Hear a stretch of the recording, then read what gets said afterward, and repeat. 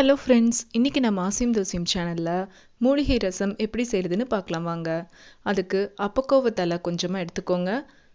இது கோவத்தலை, பிரண்டை, தூதுவளை, வாத நாராயணன் கொழுந்து, முடக்கத்தான், முசுமுசுக்கத்தான் இலை, சங்கங்கொழுந்து, இது எல்லாமே எடுத்துக்கணுங்க. இப்போ ஒரு பேனை ஹீட் பண்ணி எண்ணெய் ஊற்றி அதில் சீரகம், பூண்டு கொஞ்சம் நிறைய சேர்த்துக்கோங்க, மிளகு,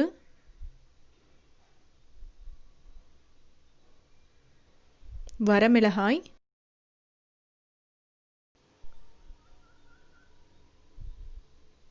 கறிவேப்பிலை.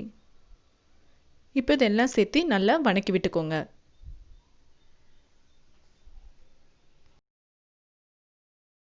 நல்லா வணங்கினதும் நம்ம ஏற்கனவே காமிச்ச இலையை நல்லா கழுவி வச்சுருக்கோங்க. அதை எடுத்து நம்ம உள்ளே சேர்த்து நல்லா வணக்கிக்கலாம். இலை நல்லா சுருண்டு வரட்டுங்க.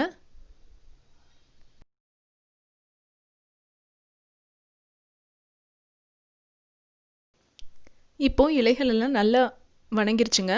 இப்போ நான் 2 ஸ்பூன் கொத்தமல்லி தூள், அரை சிட்டிகை மஞ்சள் தூள் சேர்த்து நல்லா கலந்துக்கிறேன். உங்களுக்கு கொத்தமல்லி தூள் இல்லை, எனக்கு வர கொத்தமல்லி போடணும் அப்படின்னா நீங்கள் ஜீரகம் வணக்கும் போதே வர கொத்தமல்லி போட்டுக்கலாம். இப்போ ஸ்டவ் ஆஃப் பண்ணி சுக்கு இடித்தது சேர்த்துக்கலாங்க.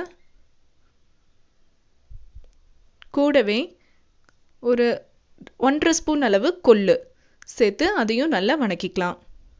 இப்போ நான் ஏற்கனவே ஸ்டவ் ஆஃப் பண்ணிட்டேங்க. இப்போ சும்மா கலந்து விட்டுக்கோங்க. இதை நம்ம ஆற வச்சிடலாம். இப்போ கொஞ்சமாக தண்ணி விட்டு நம்ம மிக்சியில் நல்லா நைஸாக அரைச்சி எடுத்து வச்சுக்கலாங்க. இப்போ தாளிக்கிறதுக்கு தேவையான பொருட்களை எடுத்து வச்சுக்கோங்க. இப்போ மறுபடியும் எண்ணெய் ஊற்றி கொஞ்சமாக கடுகு, சின்ன வெங்காயம் பொடியாக நறுக்குனது சேர்த்துக்கோங்க. இதுக்கு சின்ன வெங்காயம் தான் சேர்த்தணும்.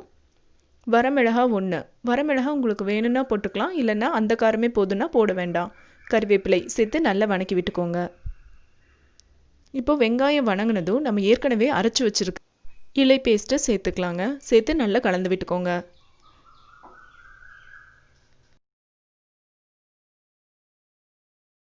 இது ஏற்கனவே நம்ம வணக்கி அரைச்சிருக்கிறங்காட்டி ரொம்ப நேரம் வணக்கணும்னு அவசியம் இல்லைங்க.